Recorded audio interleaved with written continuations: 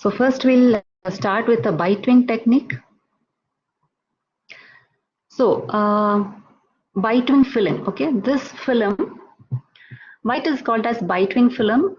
Because its name coming from the tab or the wing that the patient bite on to hold the film in place. So that is why it is called as bite-wing film.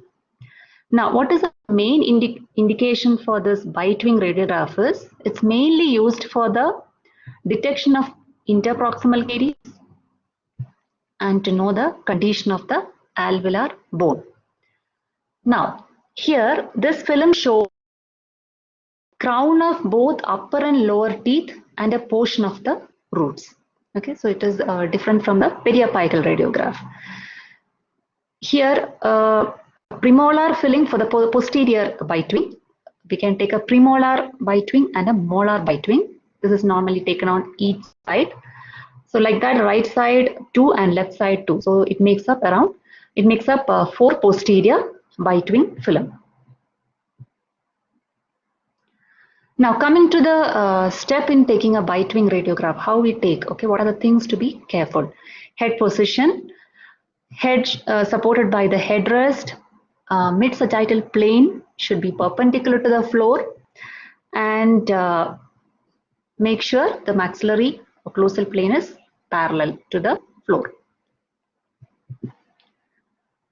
Now, bite-wing film placement. So as already mentioned, we use tab, okay, or we can use an instrument that is called as Rin bite-wing instrument.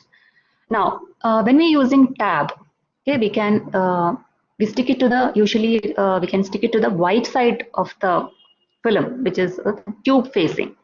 It is available like this or as a bite-wing loop. Okay, either of this can be used, or a bite-wing instrument can be used to stabilize the film in patient's mouth. So this is the red color one, where there is a aiming ring is there for this instrument, and in this instrument we can keep the film so that the film is stabilized. So these are the two different type. Now, before starting, the film should be bent gently around the finger. Now, location of the identifying dot on the film is not important. So, you know, for if you're taking for a maxillary radiograph or a mandibular periapical radiograph, the identifying dot is very important. It is kept towards the occlusal surface. But here, as we are taking for, you know, this film covers mainly the crown of the upper and lower teeth and a portion of root, isn't it? So here, identifying dot is not important. You can keep it either up or low. So this is the final setup when you're using an instrument. Now, film position inside the patient's mouth. Here, we usually keep it horizontally. Now, there is something called as vertical bite wing, where we can keep the film vertically. So, in case of a premolar bite wing, when we want to take a premolar bite wing radiograph, make sure we are starting from the distal of the canine. Now for the molar, when there is third molar, start from the film placement, should be from the distal of the second premolar. Okay. Now if there is no third molar, we can keep the film a little more anteriorly. Now coming to so we spoke about the tab, the instrument, and the placement of the film. Now, there are some angulations we have to be careful when we are using a tab. Now, when we are using an instrument, it is much easier because there is a aiming ring is there, which will help us to keep the angulation and point of entry. Now, when you're using a tab, what is the vertical angulation you have to follow is around plus 10 degree. Okay, now what is the need of this angulation is when the film is positioned in the mouth, the upper portion of the film. So once the tab is attached to the film and the film is kept inside the mouth, what will happen is upper portion of the film there is an angulation. It will be angled approximately plus 20 degree as when it contacts the palate. So there will be a curvature. So in the mandible, definitely the film is upright, but as there is a palate, it will be slightly bent. So average between these two angles is plus 10 degrees. So this plus 10 degree vertical angulation is selected when using a bite wing tab. Okay, so you have to give a plus 10 degree vertical angulation. Coming to the horizontal angulation, now definitely when we are using a tab to stabilize the film, so first, we spoke about the vertical angulation. Okay, so that is mainly to compensate for the curvature on the upper part. Horizontal angulation, the X-ray will pass straight through the contact area between the teeth. So it should pass through the contact area to avoid any overlap. Now, the front edge of the position indicating device should be at least 1/4 inch anterior to the front edge of the film to keep the beam centered on the beam so that there is no cone cut. Okay, so this should be kept slightly anterior so that it is completely covered. The PID is complete, the X-rays are completely covering the film and there is no cone cut. So horizontal angulation, as already mentioned, it should pass through the contact area. Okay, so that is, if it is not passing through the perpendicular to the contact area, there will be a overlap. Now, when teeth are missing, there is some modification we have to do. Otherwise, what will happen is when the teeth are missing, the patient will not be able to bite properly. So what will happen in the resultant radiograph, you can see a tipped occlusal plane. Okay, so it should be like this. It should be straight. So if there should not be any tipping of the occlusal plane. So when the teeth are missing, what we have to do is, it is necessary to use a cotton roll. Okay, we can use a cotton roll, which will help to support the tab or the instrument. Position the film in the mouth and then slide the cotton roll into the edentulous area. So it is stabilized and we can get a proper occlusal plane. Now another modification what we have to do is, if there is lingual torrhea. Okay, so as you can see in this picture, there is torrhea bilaterally. Now the film must be placed lingual to the torus. You cannot keep the film on the torus, isn't it? So it should be placed away from the torus. Now what will happen is, when you're using tab, it is maybe one tab is used, patient, this will be very short one, so patient will not be able to bite on the tab because we are keeping the film again far lingual to the torus. So what we have to do, what modification we have to do is attach another tab to the already one attached to the film. So one more tab we will attach to the existing tab. So that will help to lengthen the portion. So it will be that is how it make it easier to position the film more towards the tongue and lingual to the torus so that patient can bite. So you can increase the length by attaching one more tab. So this is one of the modification we have to do when there is a lingual torrhea. Now, as already mentioned, premolar bite wing and molar bite wing, when we take, okay, definitely in case of premolar bite wing, it covers both the premolars. You can see here upper and lower premolars can be seen and a portion of the root is seen on the bite wing film.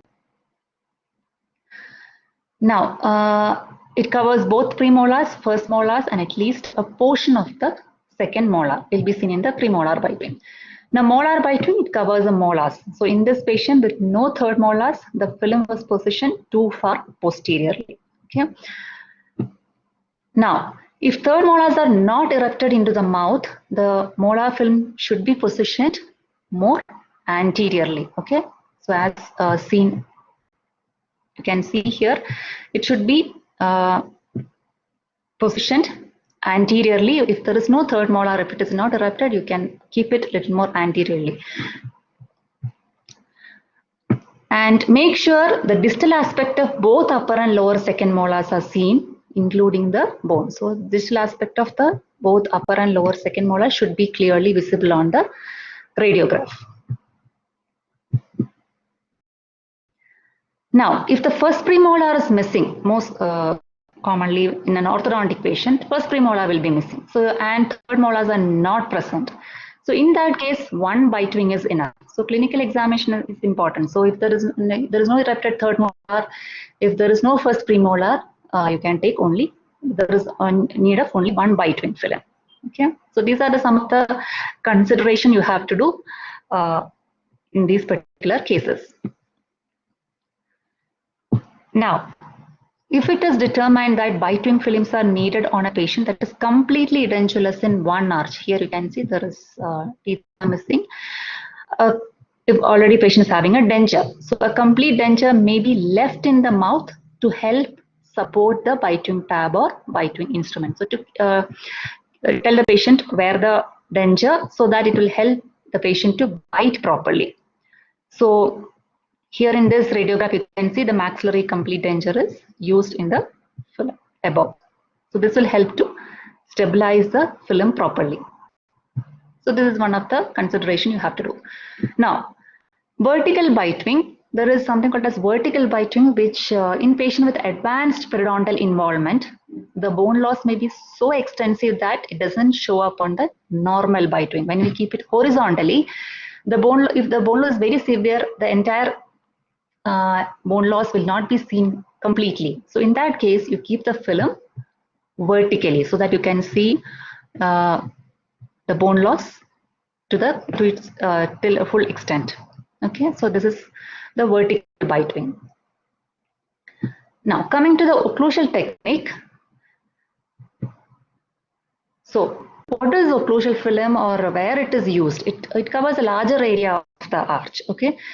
So main indications for occlusal film is identify the extent of lesion in a buccolingual direction, identify the buccolingual location of impacted teeth or other abnormalities.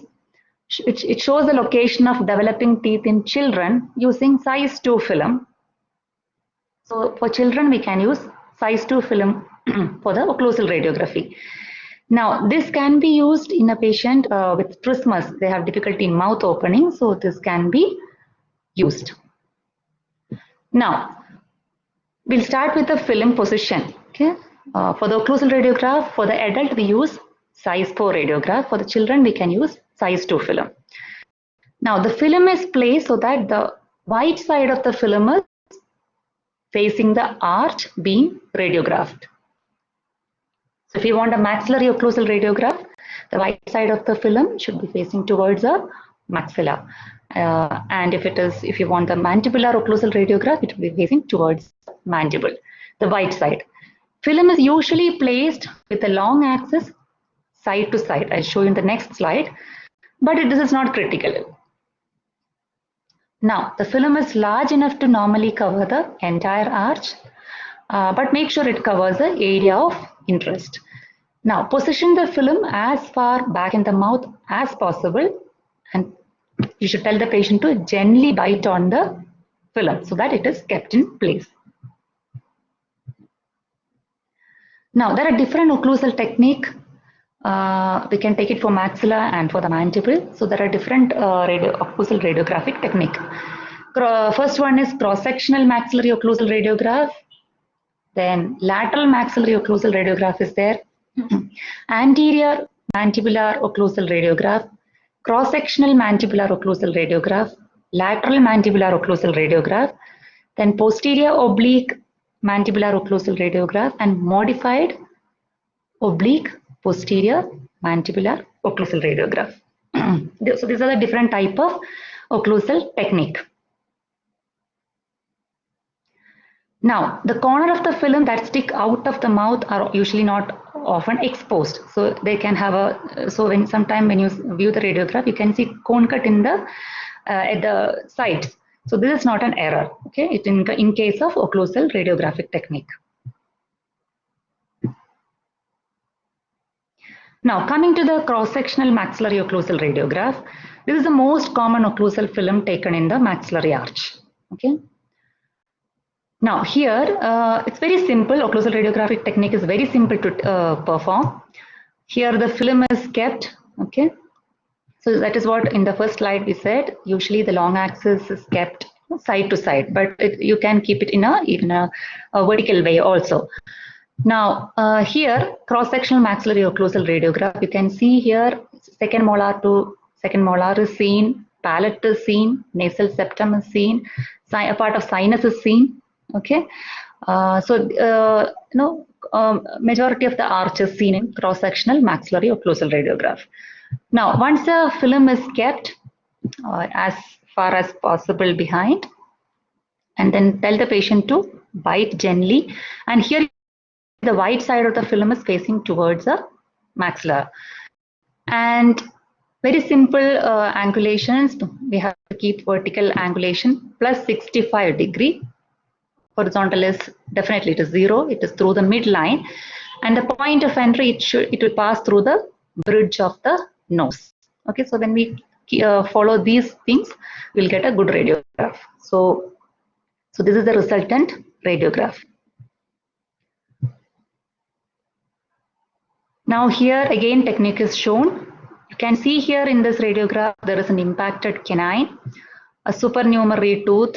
Now here this is performed with a smaller size of the film, where you can see all the developing tooth, etc. So this can be performed in children also with a smaller size film. Now coming to the lateral maxillary occlusal or posterior oblique maxillary occlusal. Here actually we can see the only one side of the jaw, okay, especially the one side of the jaw is seen. So here the film is kept towards one side. You can see here the position of the film like this, and the cone is on the side, and around plus 60 degree angulation is given, and 2 centimeter point of entry or the central ray will pass through the 2 centimeter below the lateral canthus of the eye towards the center of the film. So when we take like this, you'll get a radiograph like this. So you can see from the lateral incisor to molar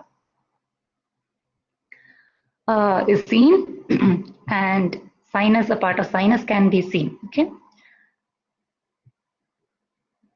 Now coming to the anterior mandibular occlusal radiograph. Here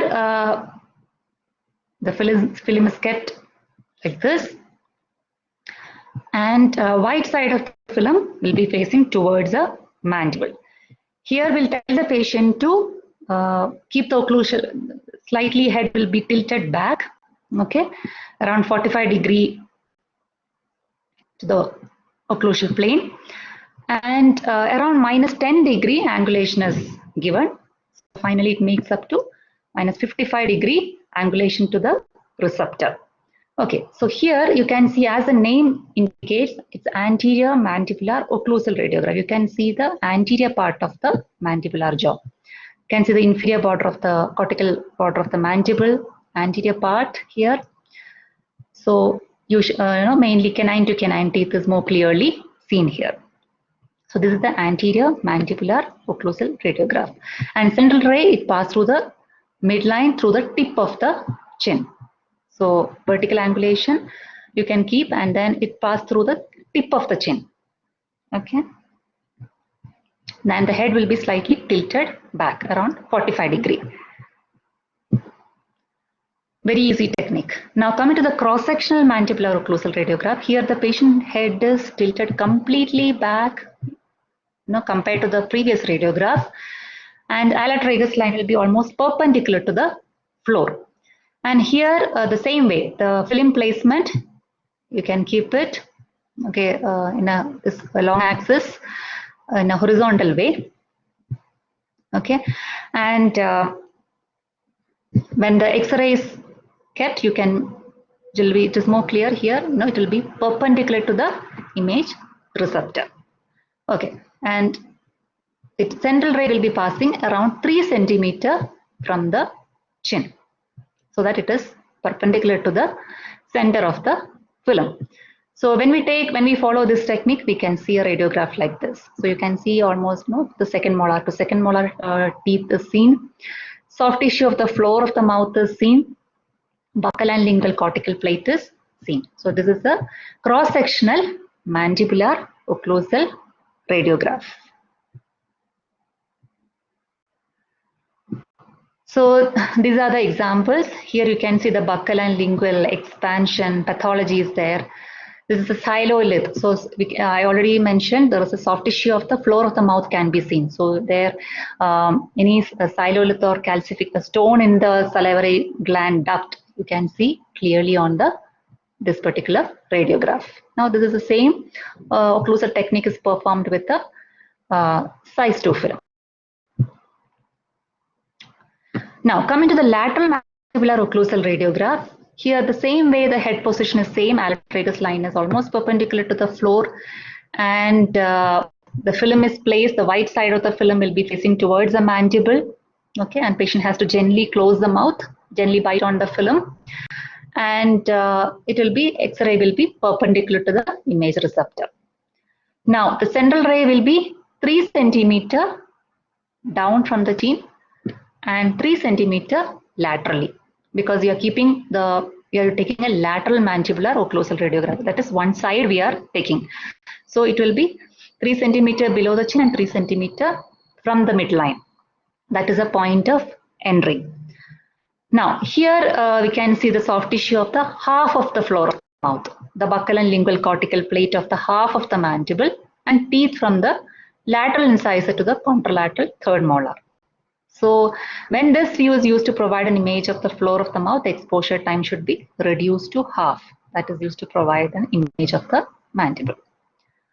So this is the radiograph. You can see one half only can be seen. So buccal and lingual cortical plate, this is the half of the floor of the mouth. Soft tissue can be seen. So here we are keeping the film towards one side. And you can see here from the tip of the chin, it is 3 cm down and it is lateral. So that is a lateral mandibular occlusal radiograph. So when we are keeping this film inside the patient's mouth, make sure it is the lateral aspect of the image receptor is parallel to the buccal surface of the posterior teeth, and it is usually 1 cm lateral from the buccal surface. Now coming to the posterior oblique mandibular occlusal radiograph, here this projection is used to view the posterior teeth of the mandible to locate cyst, fracture, supernumerary teeth and periapical pathology. So it can be used in place of posterior periapical film. So here you can see the periapical area. So this is a technique we call as posterior oblique mandibular occlusal radiograph. So around -50° vertical angulation is used. Now there is one more technique which is modified oblique posterior mandibular occlusal radiograph. That is mainly to see the calculus in the submandibular salivary gland.